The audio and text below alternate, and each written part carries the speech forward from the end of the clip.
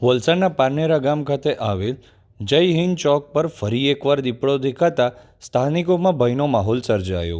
સ્થળ પરથી મળતી વિગત અનુસાર વલસાડના પારનેરા ગામમાં જય હિન્દ ચોક વિસ્તારમાં અવારનવાર દીપડો દેખાતો હોવાનો વિડીયો સોશિયલ મીડિયામાં વાયરલ થઈ રહ્યો છે અને વારંવાર ગ્રામજનો દ્વારા ઘટનાની જાણ વન વિભાગની ટીમને પણ કરવામાં આવી હતી, છતાં અત્યાર સુધી વન વિભાગ દ્વારા કોઈપણ પ્રકારની કાર્યવાહી કરવામાં ન આવતા ગ્રામજનોમાં ભયનો માહોલ સર્જાયો છે। લોકોની અવરજવરવાળા રસ્તા ઉપર વારંવાર દીપડાનો દેખાવો કોઈ વ્યક્તિનો જીવ પણ લઈ શકે છે, જેથી પારનેરા વિસ્તારમાં આ દીપડાને લઈને સ્થાનિકોમાં ભારે ભયનો માહોલ જોવા મળી રહ્યો છે।